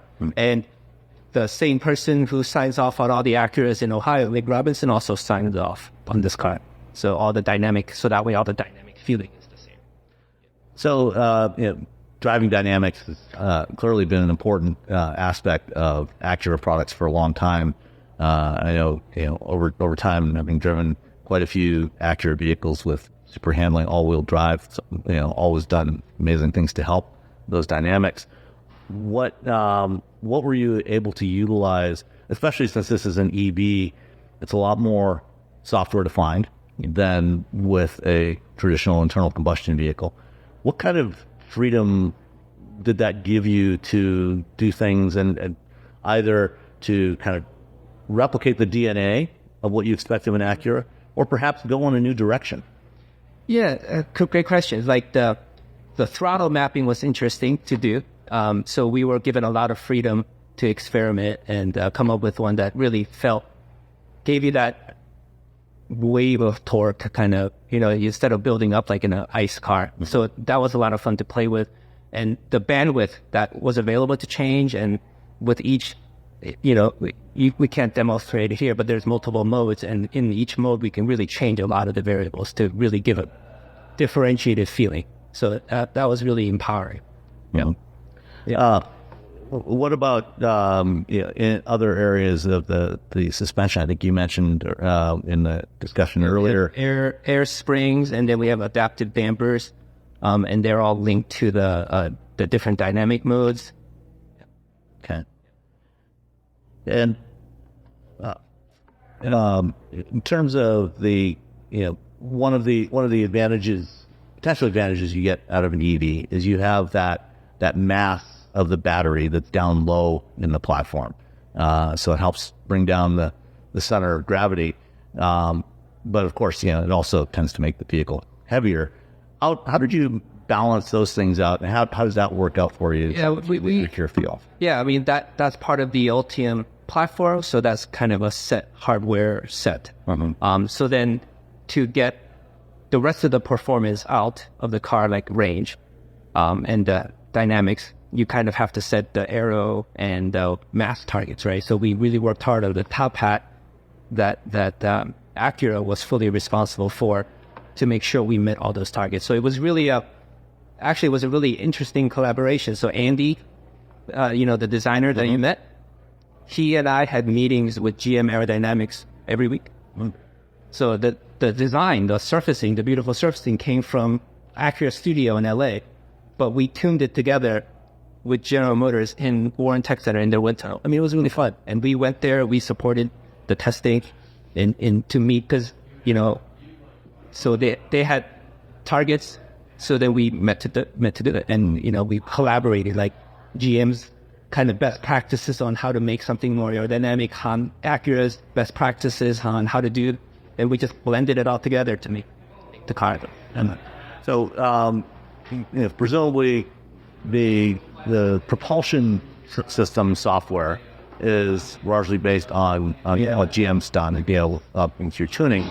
But what about the software and the rest of the vehicle, and other elements of it? Yeah, I mean, you'll see when you get a chance to drive the car and experience the car a little bit more, that the interface, the HMI, will look and feel like an Acura. So it's all the graphics and the way they're shown, and kind of the position of all the information, that was designed by our studio of designers, our user experience designers in LA.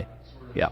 But what do you want to call it? The architecture, the platform of the software is. Okay, so but I mean, even like the infotainment platform, is that also based on what GM had in their architecture? Okay, but with your cannot. Yeah, because some of the hardware is different, right? Mm-hmm. You'll see that if you compare it to the Lyric, we do have different switches or displays and things. So the way they're combined and used, like you have a switch for the glove box or to open the glove box without having to dig through a menu. Yeah, there are some things that you can see that we didn't want to. We didn't necessarily want to make a science fiction car. Mm-hmm. We wanted something that's relatable, and something that current RDX or MDX customer could jump right into and feel familiar, know how to use it, and just enjoy the drive. And doing other things kind of distracts from that. So we try to keep it simple and focus on the I know one thing that is not in this vehicle that has been in other recent Acura vehicles is the precision trackpad. Was there any thought to trying to incorporate that in the interior of this vehicle? You know, we discussed more input solutions to the screen, but the Ultium platform has a shifter on the car, so that really kind of freed up the console space. So we thought, why put the trackpad there or the dynamic mode controller? Why don't we free this console space up for real, customer usability? So we kind of made that decision to move away from it and just let touch and voice be the main interface. And with Google built in, it works. Yeah, I haven't yet driven the new Accord, but I've driven a number of other vehicles, including several GM vehicles with the Google Android Automotive platform with gas. So it definitely works really well. Are there are there any things that you would have liked to have done with this car and that you weren't able to achieve? Really, if you bang it, it's about thinking it twice and type. Have a ludicrous mode? No, just no, we don't need that. Actually, almost no one needs. Yeah, and then those. Let me rephrase the question a little bit. From the development of this vehicle, your first EV for the Acura brand, are there any lessons that you took away from this that will be carried forward into the development of other new vehicles? Oh, yeah. Acura. Yeah, the kind of the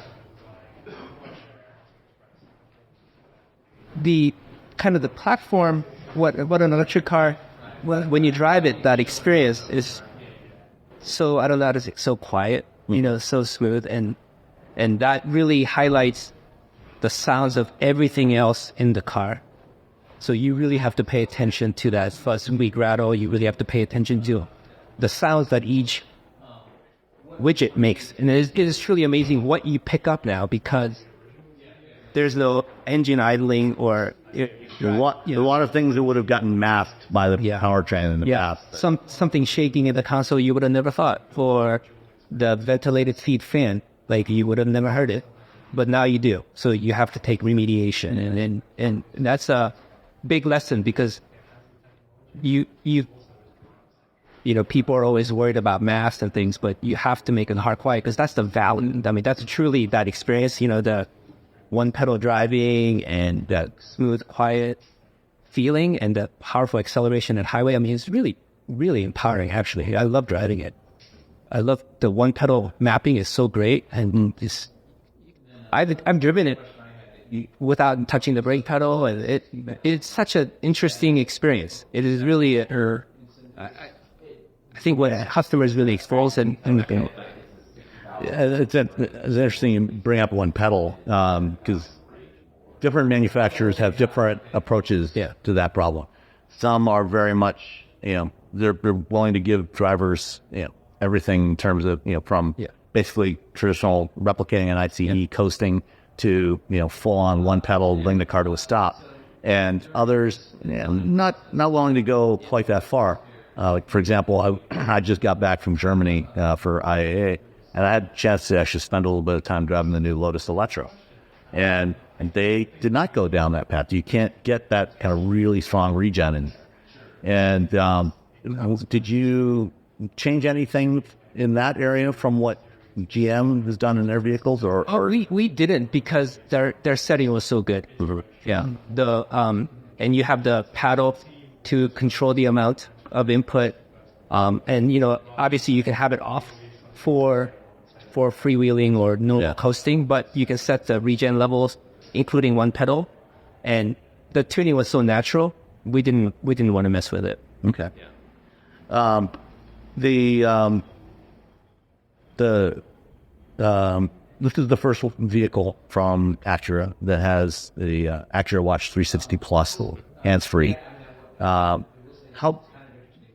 did you change anything in there in terms of the feel or the way it operates from GM's original Super Cruise implementation? The user experience or the graphics are unique and different. Some of the sensor positionings are different just based on the design, but the functionality will be similar. It's based on the Super Cruise. So same level of like things like automatic overtaking and it'll have automatic lane change and automatic lane change and return. Okay, great. Is there anything else that you got out of this program, or that is special about this vehicle that you want to highlight? I mean, it's a combination, right? The design is wonderful. In real life, the car looks so great. That's a great color, by the way. That blue. Excellent range, and I mean the cool interior. Take that Bang & Olufsen system when you get to listen to it. This car's not tuned right, or tuned to the final production spec. But when you listen to it, it's fantastic. And what a great choice you guys decided to partner with them. So that Baosonic, I mean it is wonderful. It is so clear, and the sound stages so bright. It's fantastic. So I'm really proud of that Bang & Olufsen system. And to do it it's in a collaboration. And the fun and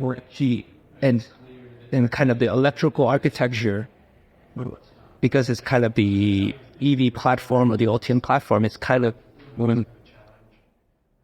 our partner's kind of wheelhouse, right? Mm-hmm. But we were able, because we said this is our brand direction, this is what we have to do.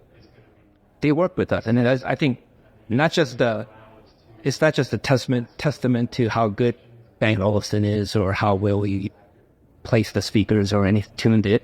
It's that Honda and GM work together on it. It wouldn't have happened if either side didn't want to do it, right?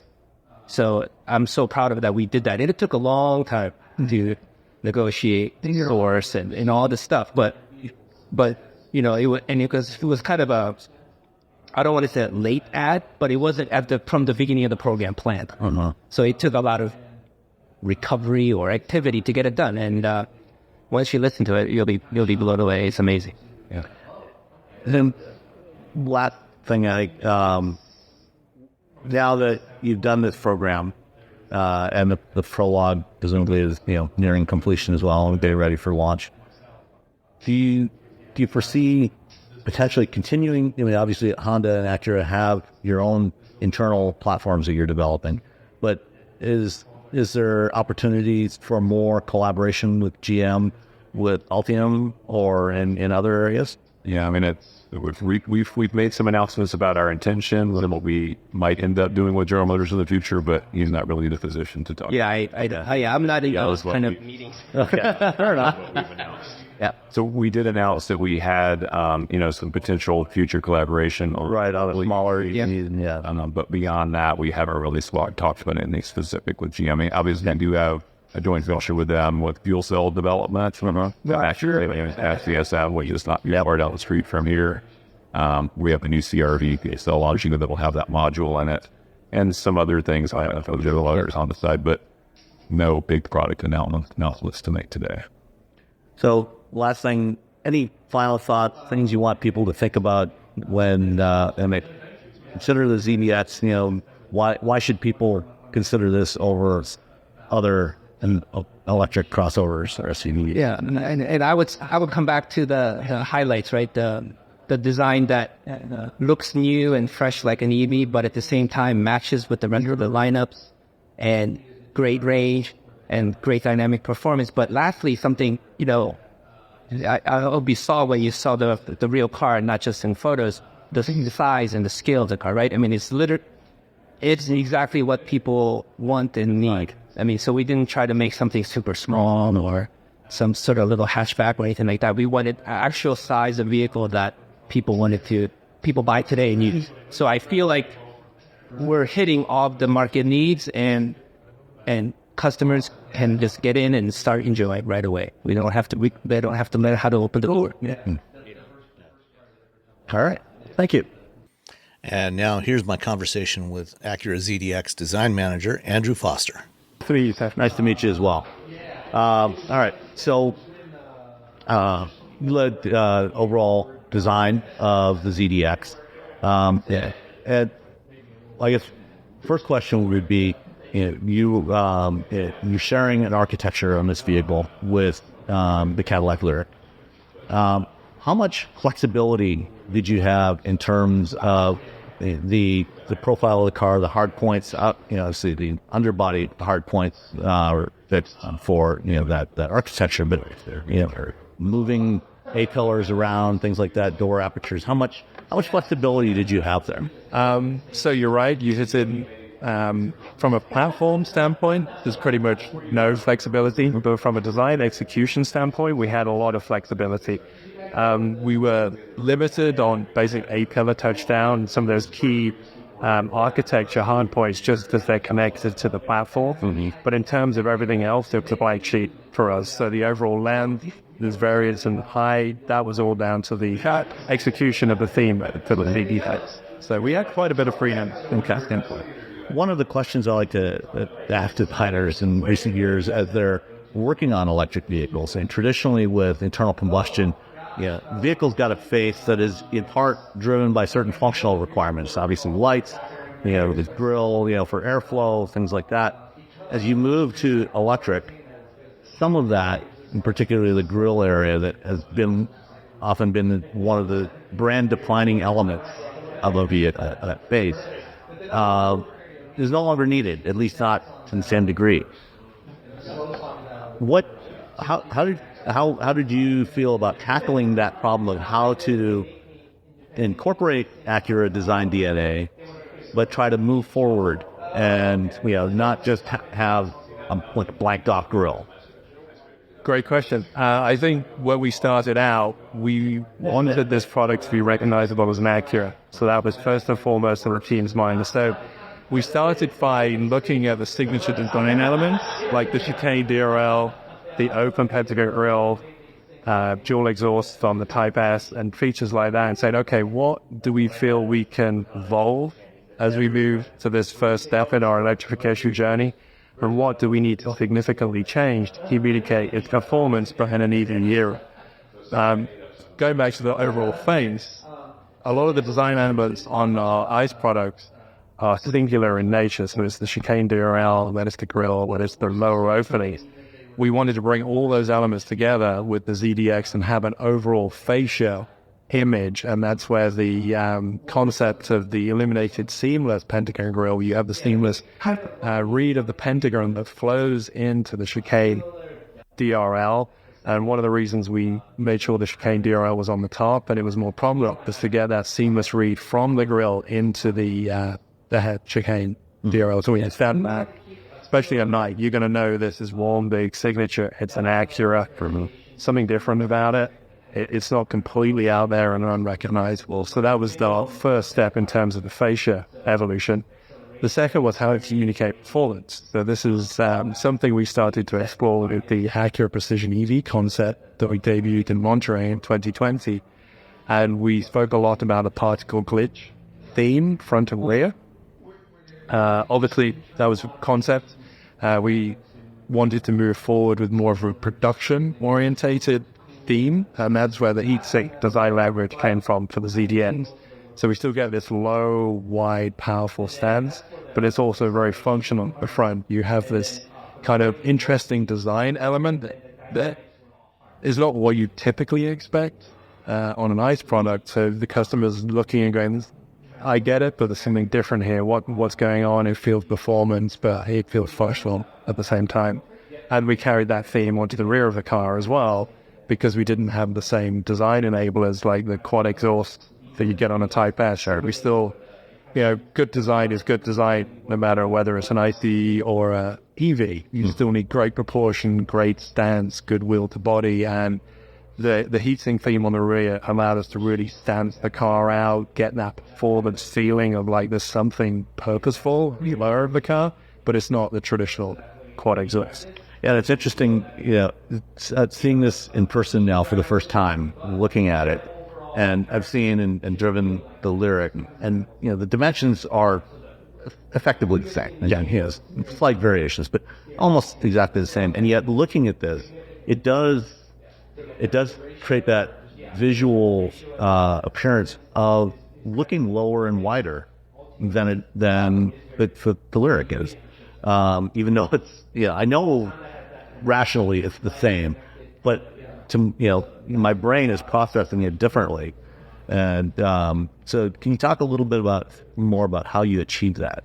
It's a combination of all the above that you've talked about. We still came back to the roots of what Acura is. It's emotional. The first point of contact for the customer is the exterior design, and it's really, we got to prioritize that. It still has to feel performance, and that's where the emphasis on the lower wide, especially for the Type S with the all black roof, you really get that sense of this mid waterline. You get graphic separation, and I think that allowed the design team graphically and instantly to effectively change the perception of the proportion to this, because we did. So it was through graphics, it was through surfacing, and obviously the 22-inch wheels. Yeah. Oh, that helps. That helps. But yeah, and I think that the horizontal lines of the lighting, for example, versus vertical on the other one. I think that's probably part of it as well. You mentioned earlier particle glitch is something that you did, and the concept, the precision concept. Can you explain a little bit more what that is?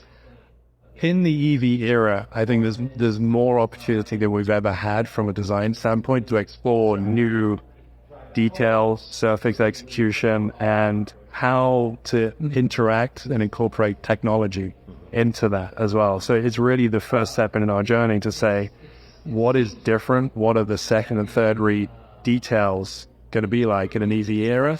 And how do they relate to Acura as a brand? So we still have to, at least for me, be somewhat consistent to begin with people understanding it's still an Acura. And you touched on, the Cadillac has the vertical theme. Acura has always been low, wide, powerful stance, and we wanted to embrace that further. So it's really the team's constantly exploring the what if of those kind of elements. And that was our first attempt to really show its hill performance. You still got the feeling of big intakes at the front of a car, but it's different. There's more technology in there. There's more, I don't want to say sculpted, but it is sculpted. Yeah. All right, so let's talk about the interior. And again, a very different kind of feel from the other car. Very much more, I guess, to our degree, what I would expect from a modern Acura. What was the thinking around the interior design? So to start with, we built on the dual experience concept with the interior. It's still a driver-focused product, and that interior design language allowed us to evolve the driver-focused experience with the interior.